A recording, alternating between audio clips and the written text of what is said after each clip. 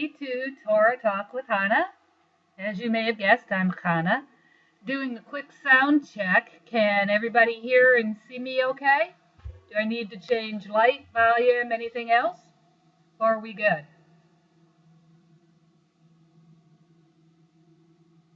5 by 5. Okay. Fine. Yay. Things are working well this evening. That's always good to know. Great. Great.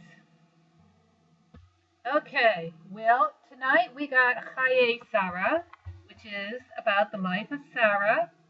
And once again, I'm broadcasting from my office here at home, from the library. And I'd like to start with a couple of the key concepts that we see in this parsha.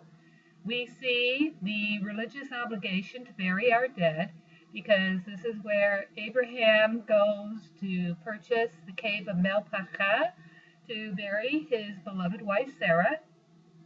We see love for one's people and marrying within the faith, although many of our greatest converts, you can borrow mine, Adi, but you have to read it here. I don't loan my books out. Okay, so we see marrying within the faith, but it's very unusual that we have that because many of our greatest people have come from converts.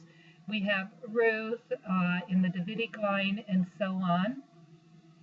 We have Sa'ar Ba'eli Chaim, the prevention of cruelty to animals. This is an important religious value and obligation in Judaism. You should not eat your own meal at night until you've fed your animals. We have prayer showing up as a public prayer because Eliezer, who prays spontaneously, "O God, the God of my master Abraham, send me, I pray you, good speed this day and show kindness to my master Abraham." Thank you, Adi. Thank you for posting that for me. And we have meditation, because Isaac went out to meditate in the field before he found his wife Rebekah coming towards him. And interestingly enough, we see that women have equal rights, because before Rivka's family marries her off, they ask permission from her, from which we learn women in the Jewish world cannot be married off without their permission. Excuse me there. So what I'd like to kind of talk about is how do we see some of these values in our life today? What about the mitzvah of burying our dead and honoring the mourning process? What kind of thoughts do people have on the mourning process here in modern cultural society?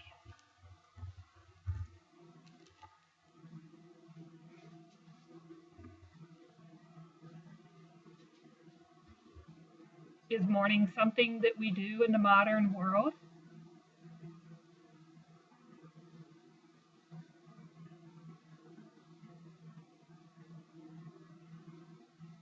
Do we just bury someone and then they're gone?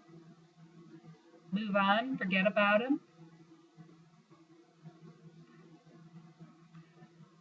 In Judaism, all our death practices and our mourning practices are defined in the Talmud.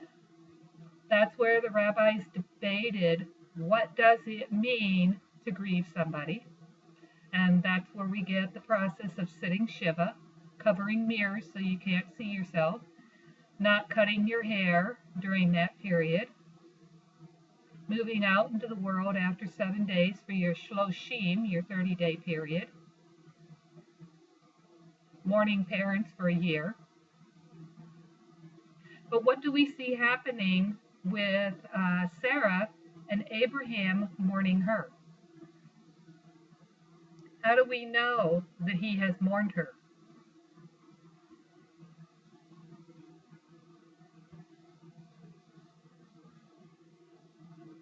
Any ideas?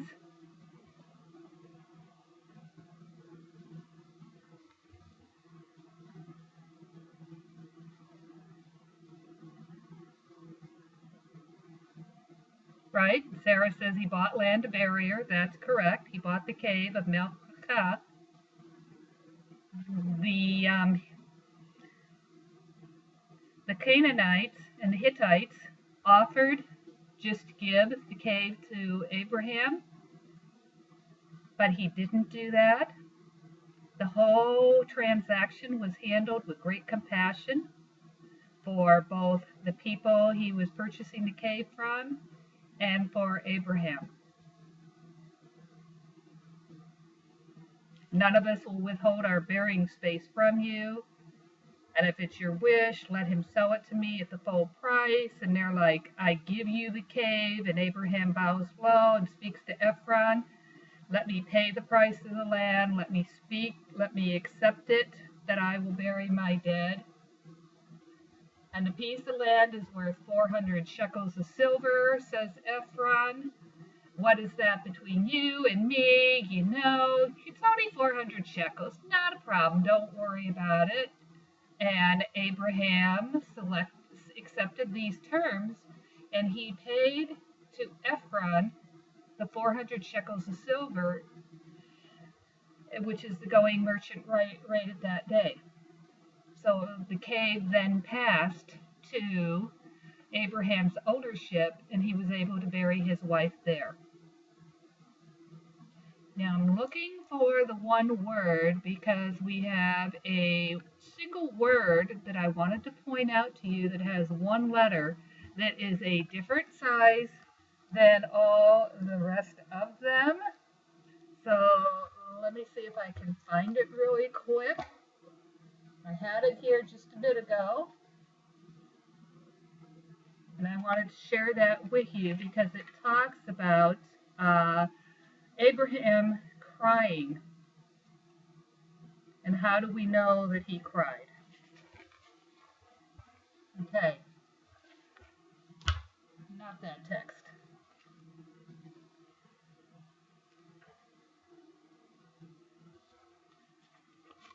Okay.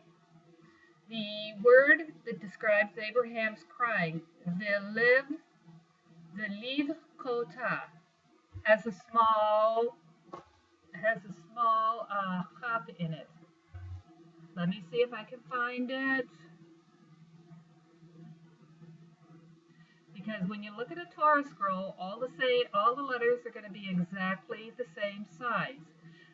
Sometimes, though, they will put one in there that is either really, really kind of teeny tiny, or really long and big. And those indicate something else. And so I was looking to see if I have the verse right offhand.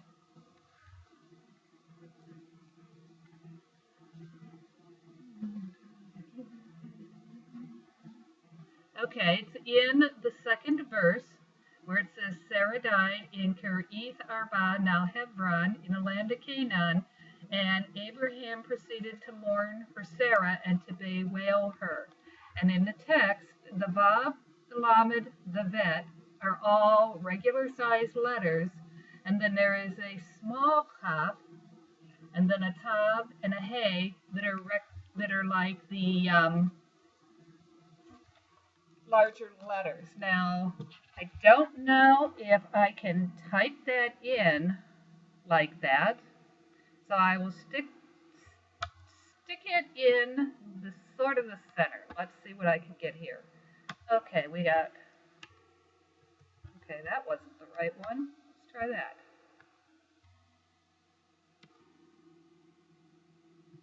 Okay.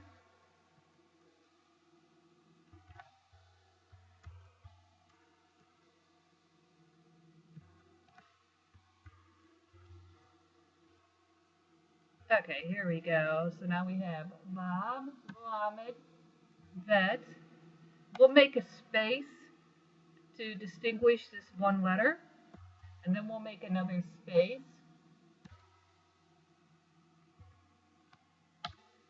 Okay, that letter in the middle is only half the size of all the other ones in that verse.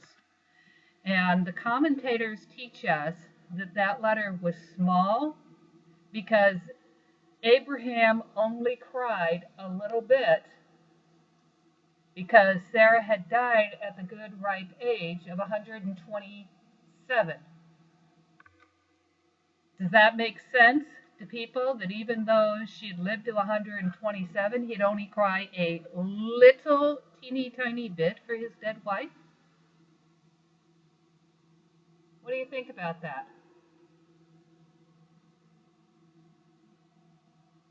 What factors influence how strongly you mourn somebody?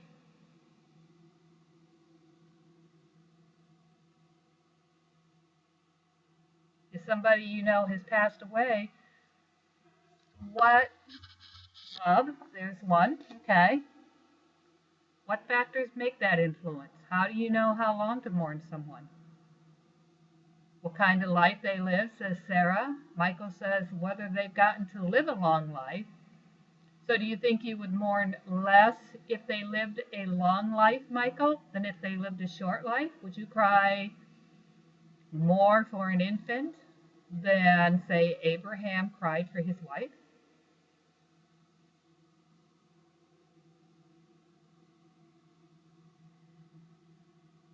What kind of comments do we have on that idea?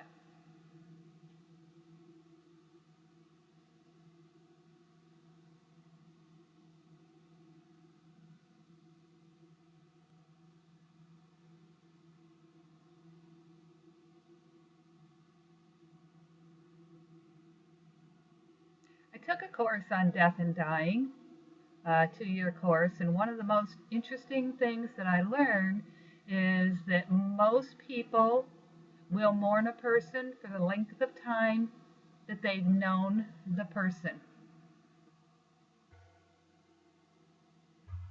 Yes, I read that same midrash, Sarah. Oh, that's a good point, Lucy. With younger people, sometimes we're mourning the loss of the possibilities, remembering the good times they shared, says Troy. What kind of a life? Maybe he was too upset to cry. That's very possible.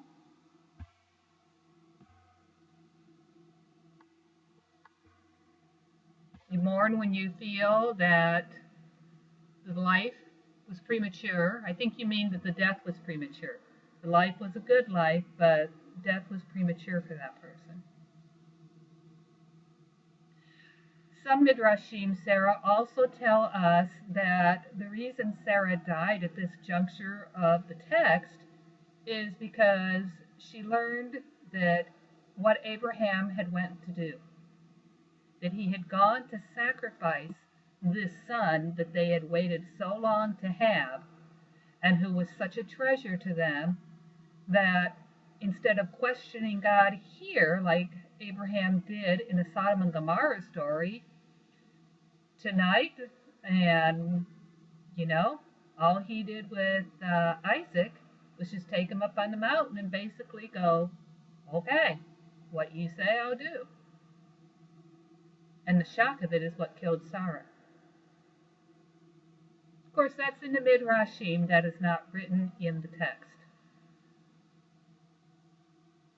So what do you think about the idea of mourning somebody for as long as you knew the person?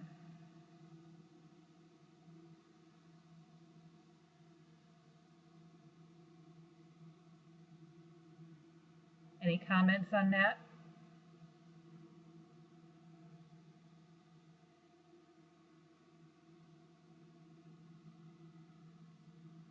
Any questions or thoughts?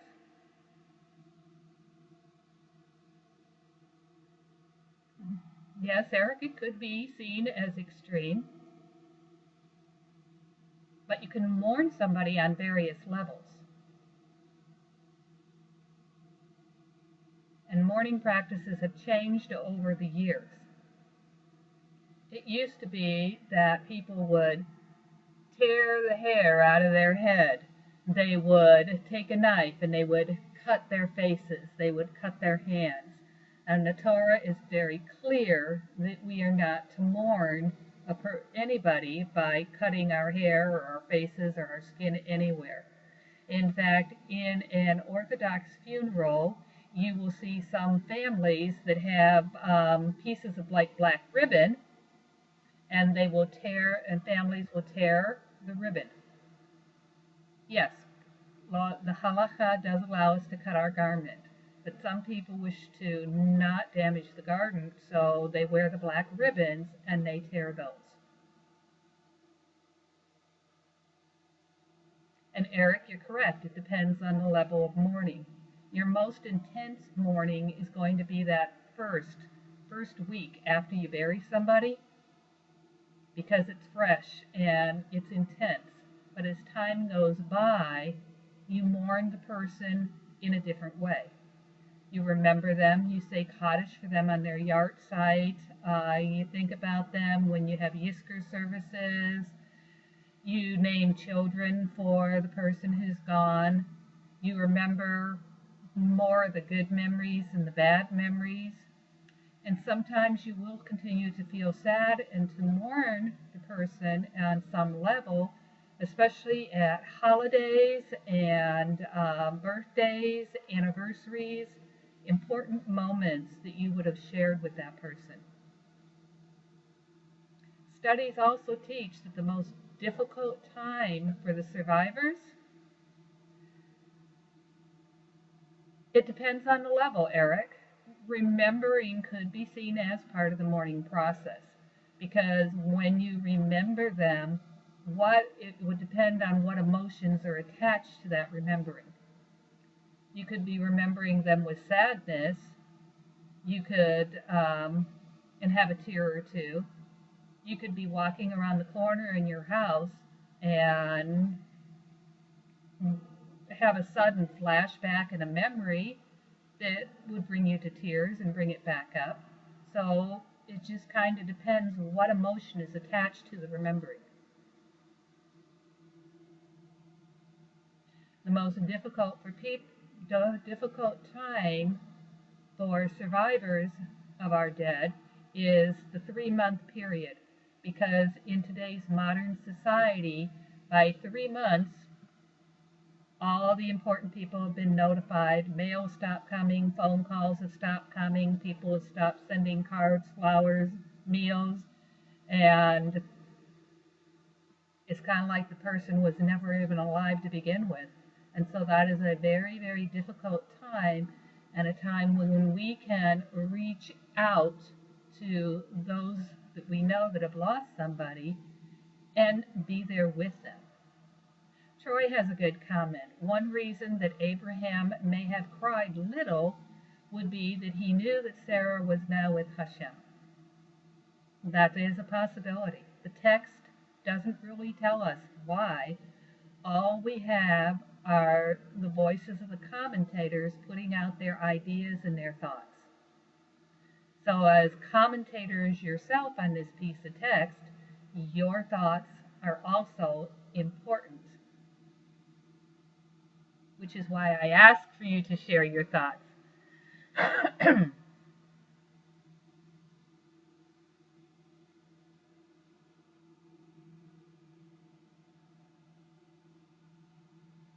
Now, in rabbinical school, this parsha would have been part of the hatch, match, and dispatch class.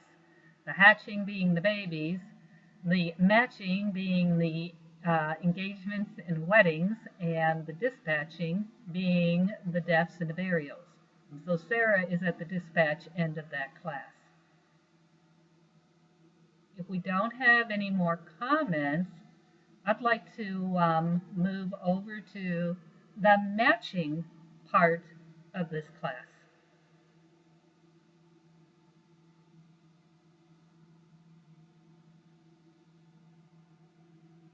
And to see where we are and where that takes us. So we have, further on towards the end of chapter 23, we have Rebecca. Actually, it's chapter 24. And we began with Rebecca at the well because now that Abraham is old, his wife has passed away, he's starting to think about his legacy and leaving his family behind. And it is time for Isaac to have a wife. Unlike in our modern culture, when we marry for love, and most of us select our own mates, in this time and this place, parents usually selected their children's mates. In this instance, Abraham is going to send his dearest and most trusted servant, Eliezer, back to the land where he came from to find his wife. Go to the land of my birth and get a wife for my son Isaac. He doesn't want an alien wife. And the servant said, what if she doesn't consent to follow me to this land? Then shall I take your son back to her? And Abraham says, no, on no account should my son return there. This wife must come here. And if the woman does not consent to follow you, then you will be clear of the oath that you have given to me. But do not take my son back there. So the servant put his hand under Abraham's thigh and swore to him as he was bidden.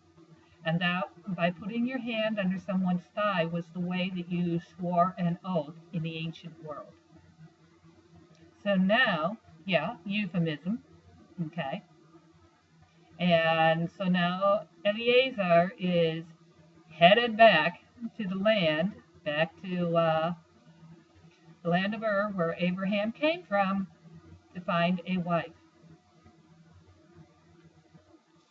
So what qualities is Eliezer looking for in a wife? Does he have any specific requests? Abraham hasn't given him any requests. Nobody seems to have asked Isaac's opinion of what he would like in a wife. So Eliezer seems to be making the choice. So what is he looking for? Camel friendly. He's looking for somebody who loves Ed. We knew Ed would be welcome in tonight's class. Yeah, good for Ed. Find him a girl too.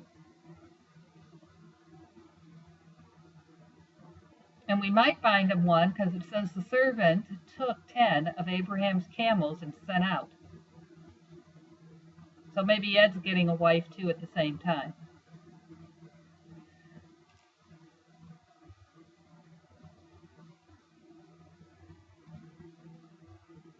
And so Eliezer shows up at the well and says, here I stand by the spring as the daughters of the townsmen come out to draw water. Let the maiden to whom I say, please lower your jar that I may drink, and who replies, drink, and I will also water your camels. Ed's thirsty too, you know. Let her be the one whom you have decreed for Isaac. Thereby shall I know that you have dealt graciously with my master. So that seems to be the only quality. As Adi says, camel friendly. Not only will she provide water for Eliezer, but she will provide water for his camels as well. Okay, guys, let's see how many we got here. 1, 2, 3, 4, 5. I see at least 6 guys in here. You're going wife shopping. Are you looking for a woman who's camel friendly, or you got some different qualifications? What kind of qualifications would you look for? Kindness.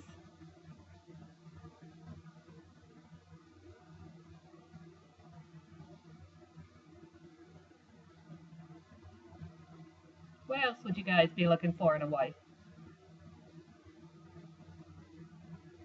Goodness. Okay. I have a whole thing I say. Okay. Adi, you can share a few of those with us. Someone creative.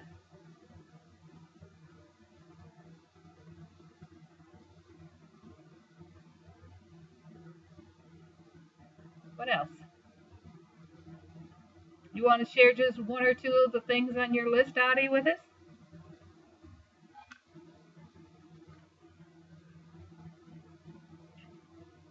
Kind of heart. Okay, that's a good quality. Pleasing to the eye. Oh, that would be good. After all, if you got to look at her every single day, it's better that she be pretty. Not brash. Those are excellent qualities. And what about you ladies? If you're looking for a spouse, what are you looking for in a spouse?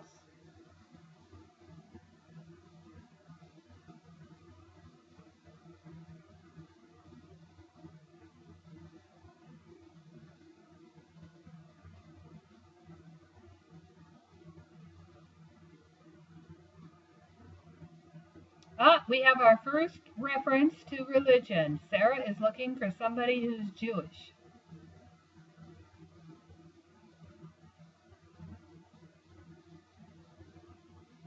Okay, we get that, Tracy. That's okay. Are there any qualities that you would look for as opposed to something else? Maybe something stands out for you.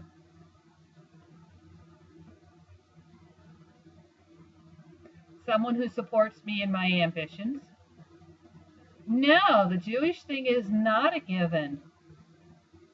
You got to put that on your list, Audie.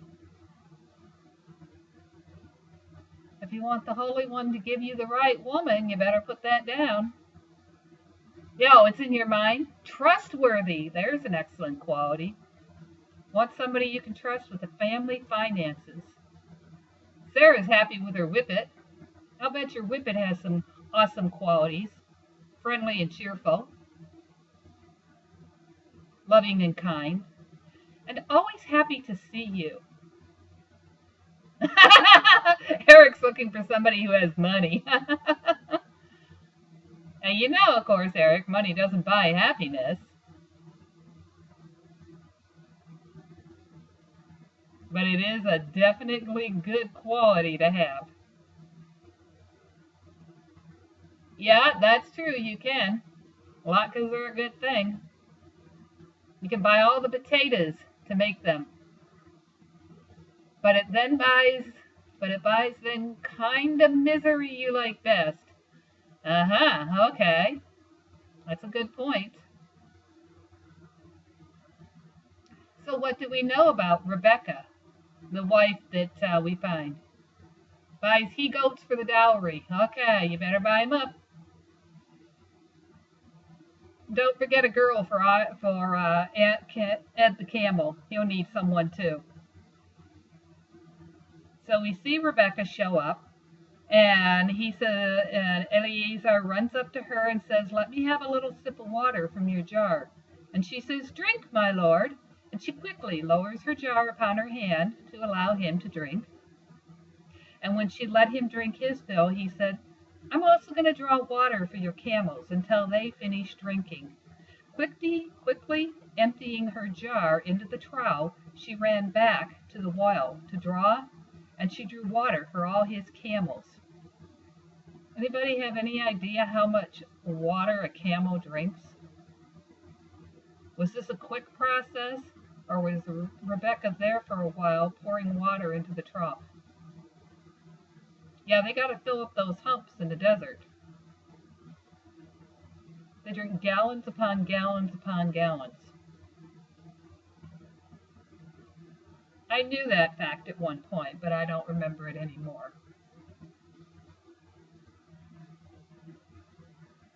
But yeah, they drink a lot of water. And while she was watering the camels, Eleazar stood gazing at her, wondering whether the Lord had made his errand successful or not.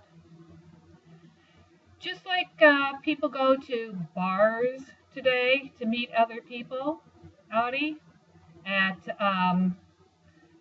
the well, the community well was the social place. That's where you went if you wanted to meet a spouse. That's where you went if you wanted to gossip with the women of the village. That's where you went to hear the news of the town. And so, you know,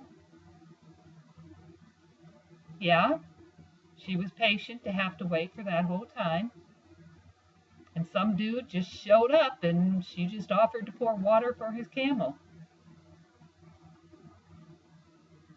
Yep, she saw he was well fine, so she liked to buy him a drink. Yeah, she got him a drink, and then she fed and took care of Ed and the other camels. Right, so he gave her jewelry. When the camels had finished drinking, the man took a gold nose ring weighing half a shekel, and 2 gold bands for her arms, 10 shekels in weight, and wanted to know whose daughter she was. Is there room in your father's house for us to spend the night? Hospitality is a major thing in the Middle Eastern countries, and they would invite somebody in to stay the night. They didn't go down to the Holiday Inn on the corner because it just didn't exist. And so she said, yes, there's plenty of straw and feed at home, and there's room for you to stay the night. And she said she is the daughter of Bethuel, the son of Milcah, whom she bore to Nahor. So that gives her her family lineage, and that tells Eleazar that she is the kind of woman he's been looking for. She's kind. She offered him water. She's patient. She's hardworking because she kept filling the trough for all those camels to drink. She has good manners. She comes from a good lineage.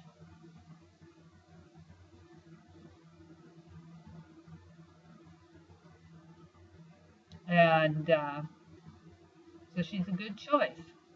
So she went and told her masters she went home with him. Yeah, she's a nice girl. What more could you want? That's right. She was kind to the camels. She made sure Ed got a drink. A nose ring. How goth. Well, some people think that in Judaism we don't pierce our ears and body parts, but she got a nose ring and some bracelets, so it was more common than you'd want to think. So when your daughter says, I'm piercing my nose because the matriarch of Rebecca did it, you'll have to deal with that argument. So she takes him home, and he negotiates with her family, and then the man and her father, her brother's name was Laban.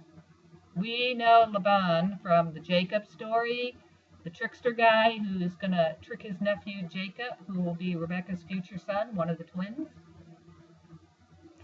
And Laban ran out to the man at the spring, and when he saw the nose ring and the bands on his sister's arms and heard his Rebecca say, thus the man spoke to me, he went up to that man, Eleazar, who was still standing by the camels at the spring, and says, come in, O blessed of the Lord. Why do you remain outside when I have made ready the house and a place for the camels? So the man entered into the house and unloaded his camels. The camels were fed straw and feed. Water was brought to bathe his feet and the feet of the men with him. But when food was set before him, he said, I cannot eat until I tell you my story. So Laban sat back in his easy chair and said, well, okay, let's hear it.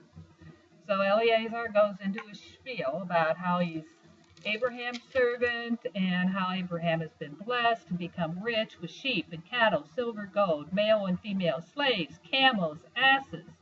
And Sarah had borne the wife had borne his master a son, and Abraham has given this son everything he owns. And now my master made me swear to go to my father's house to my kindred to get a wife for my son. And so here he is. He's ready to negotiate the marriage payment. And the Lord, whose ways I have followed, sent his angel and made my errand successful. And you will get a wife for my son from my kindred, from my father's house.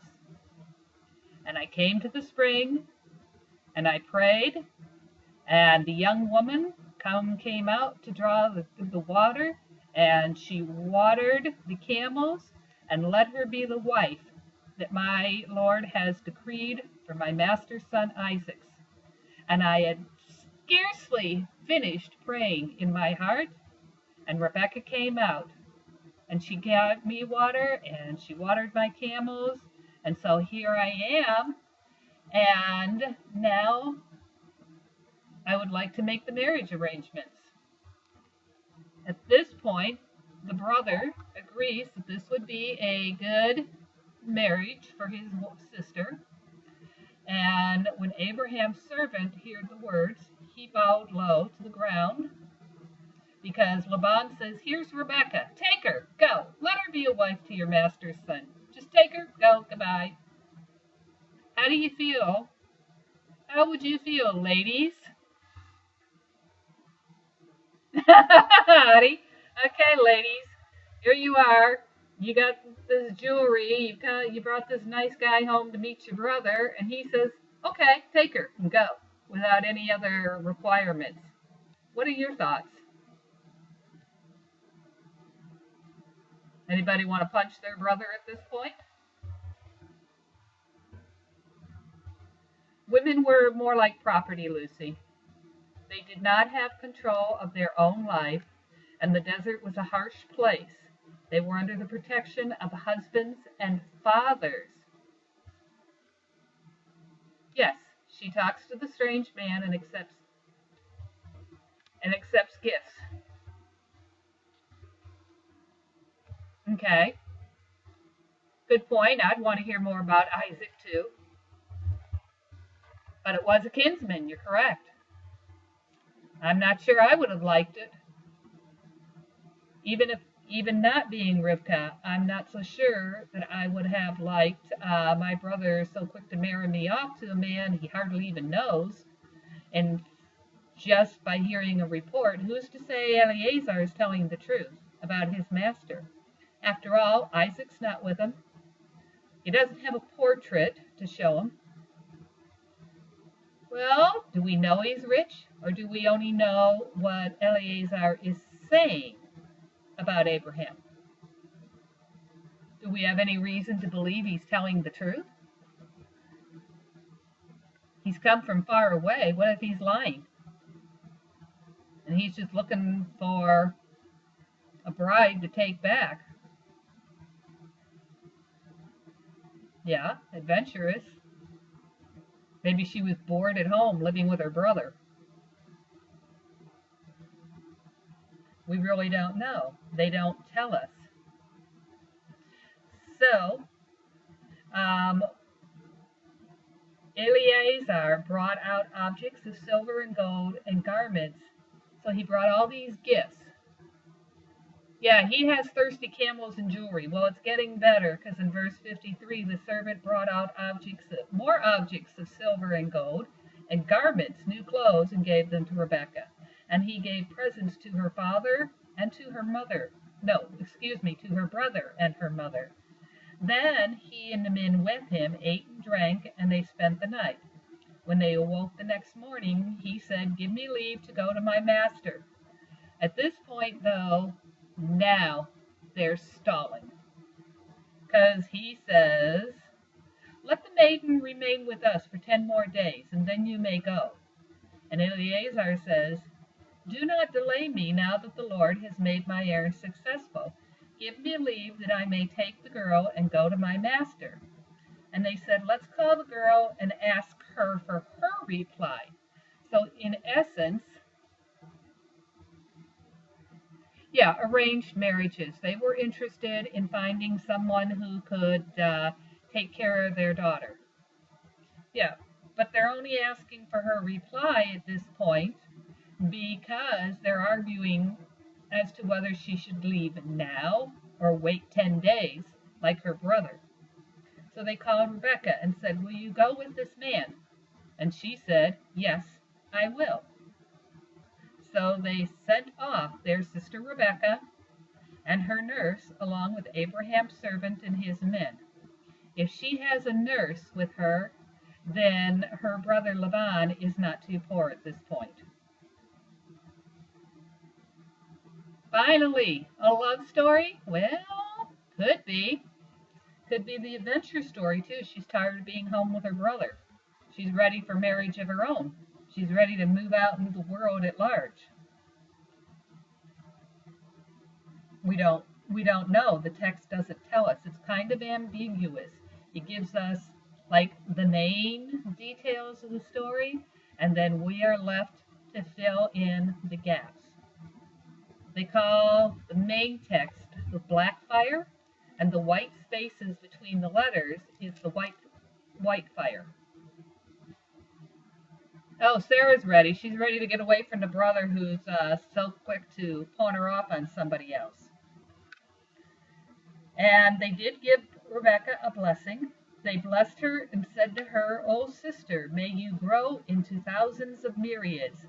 May your offspring seize the gates of their foes." Now we see a little bit of Laban's personality in here, in the fact that he wants her to, he's negotiating to let her to keep his sister another 10 days before she goes off to be married to a stranger that she only knows some information about.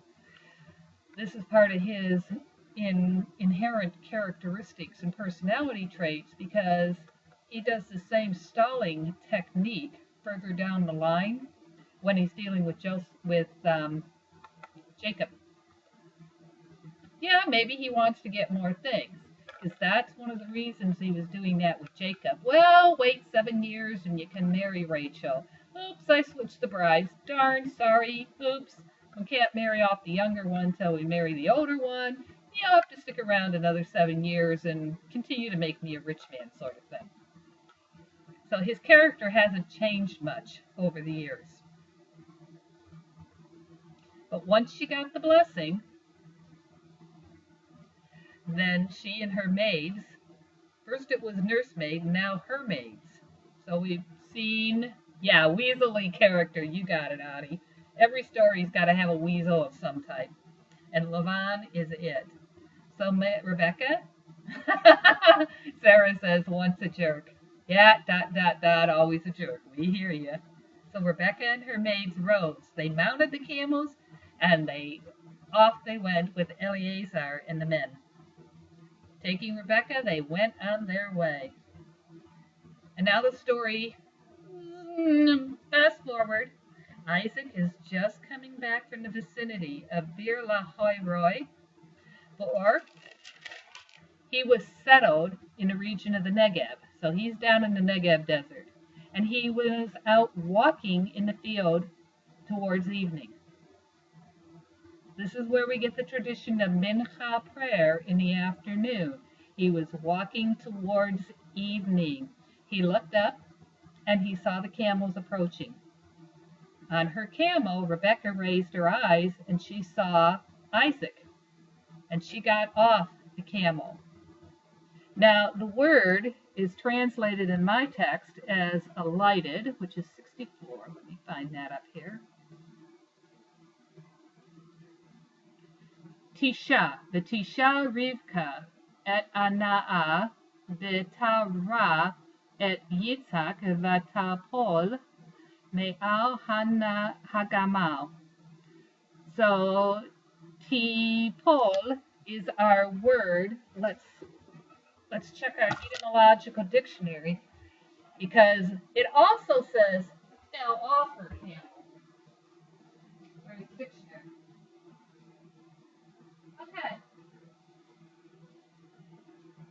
Not there. What do you think of the difference of the interpretation between alighted from her camel, got down off her camel, or fell off her camel?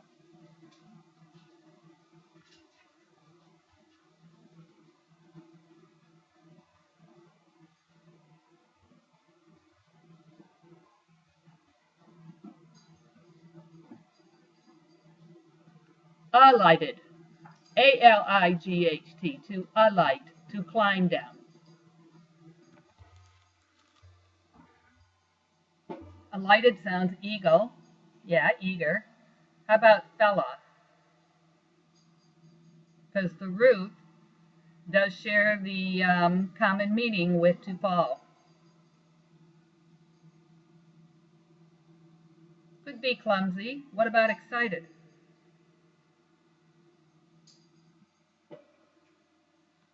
Stunned. We don't really have a clue what Isaac looks like. We're not told that in the text what he looks like. She could be stunned because maybe it turns out he's really like the ugliest guy in town here. And she said to Eleazar, I don't know. We're not told. But the Eleazar, she asks him, who is that man walking in the fields toward us? And as the Eleazar says, that's my master. So she took her veil and she pulled it down over her face and covered herself. And then they met with Isaac, and Eleazar told Isaac everything that he had done. Isaac took Rebekah into the tent of his mother Sarah, took Rebekah as his wife. Isaac loved her and found comfort after his mother's death. What do we think about this story? It doesn't seem like there was much of a wedding ceremony. Just brought her into his mother's tent and took her as his wife. He loved her and thus found comfort after his mother's death. Doesn't say Rebekah loved him, just says he loved her. Well, yeah, Isaac is lost without a woman. He seems to be the weakest link of the patriarchs.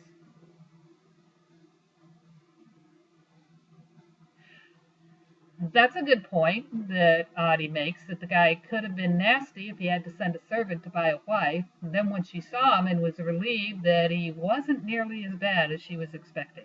So it was like, phew, okay, I can do this after all. Though it would have been kind of hard not to do it at that point, because she was kind of committed. I don't think Eleazar would have been too kind of willing to take her back to Ur, where she had come from Nahor.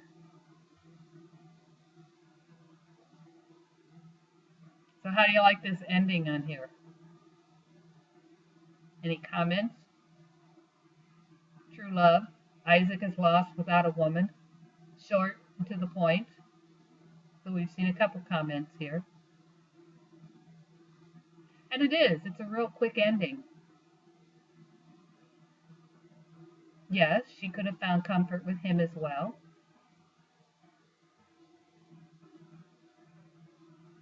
No, it doesn't say anything about her. The verse ends with, he took her into his mother's tent. He took her as his wife. He loved her and thus found comfort after his mother's death.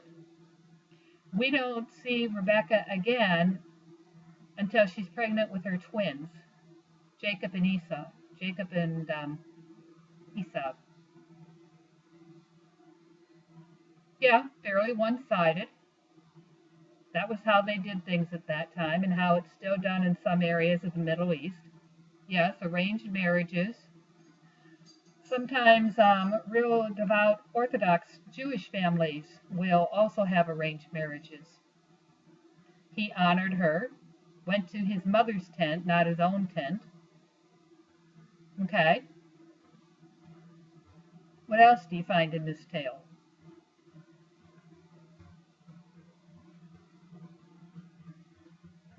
Does love actually seem to be part of what makes the marriage? Or do you think that perhaps love was a byproduct of the marriage?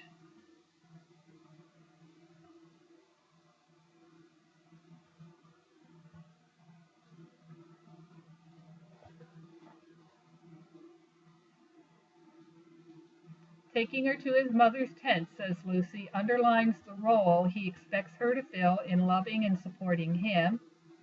Eric says it seems very one-sided. Yes, you're correct. It does seem very, very one-sided.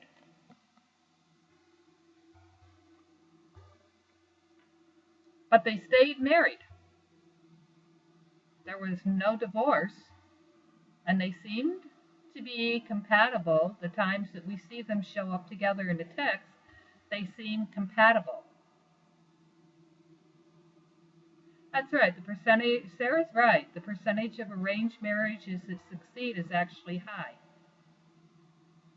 And Doc says he loved his mother and therefore wanted to give that love to her, to Rebecca.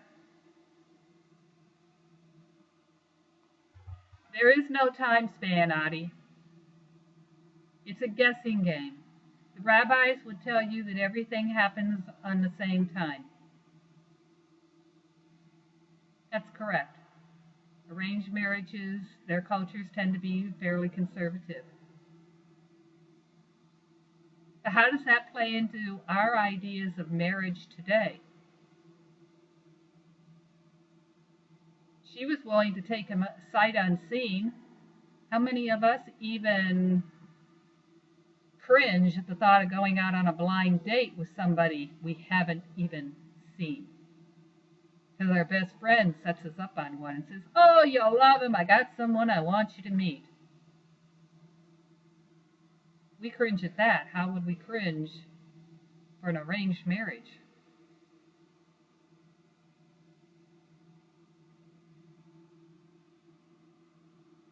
Yes, a chuppah means both enter voluntarily, and the chuppah symbolizes the new household that the couple is building together.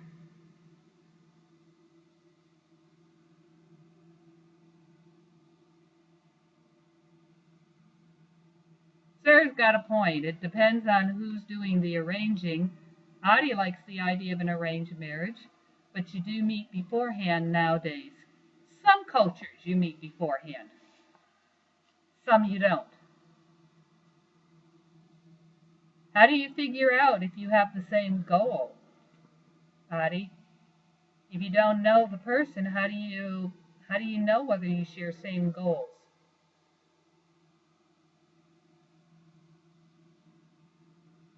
Okay. Yeah, life might be easier if it's arranged. Just think of all the dating headaches it would save. What to wear out on the date, where to take her, what to do, kiss the guy, don't kiss the guy, go to bed, don't go to bed, have another drink, am I doing this right, he's a jerk, how can I get out of here, she's crazy, how do I get out of this?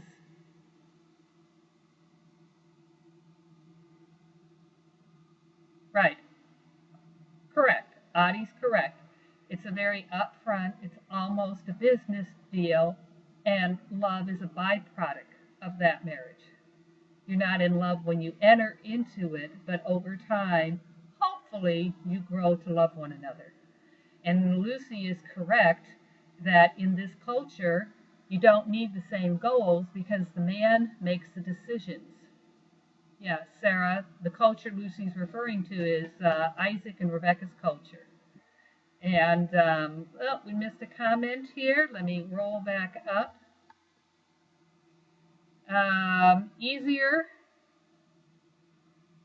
but not better. So Doc says it's an easier way to do it, but not necessarily a better way. Well, you are all crazy, but we love you anyway. Ha ha ha.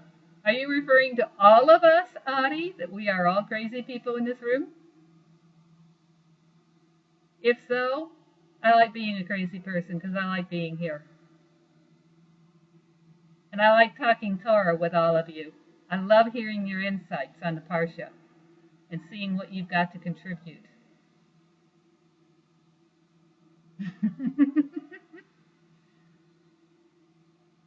So, are we game? Think you want an arranged marriage next time out?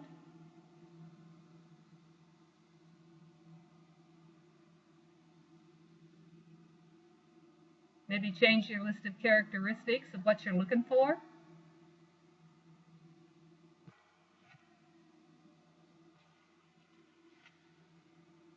Does this help you find a spouse? What do we learn from this Parsha? We learned about matching and dispatching, for certain.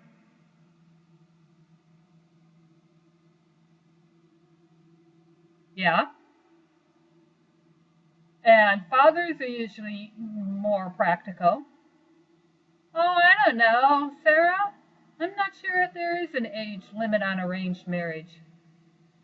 Oh, Adi says, what we learned from this reading is that camels are a great way to pick up good wives. Michael doesn't want his parents helping him be a matchmaker, because they're not Jewish.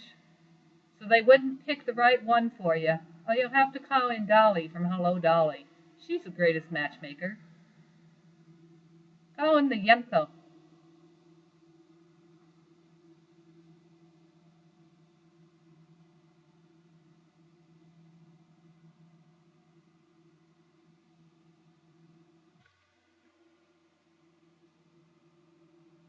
Well, it's 10 to 9. Do we have any more comments on this reading?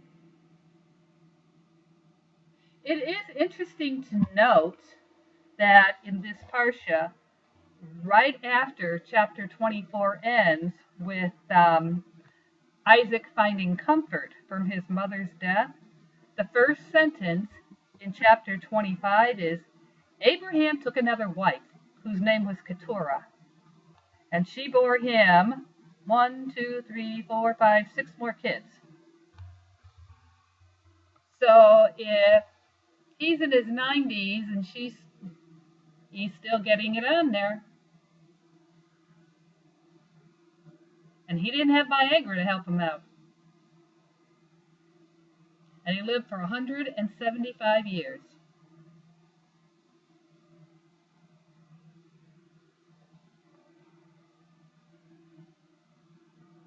Now some of our commentators say that this wife, Keturah, was actually Hagar, the stranger, because Hagar translates to the stranger. So she really didn't have a name of her own, but now she has a name, Keturah. And so the commentators believe that Hagar was the second wife.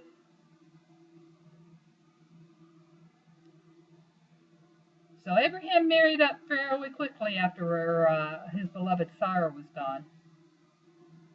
Of course, we don't know what the time frame was between her death and burial and his second marriage to Keturah. Any comments or questions on that?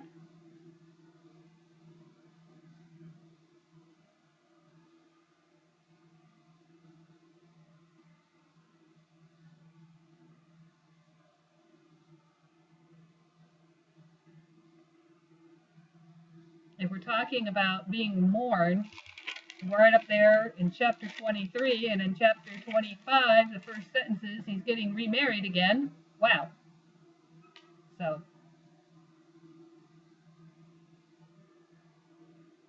okay, well, as you think about that, it's time for me to give my spiel about going up and hitting that donate button to make a donation.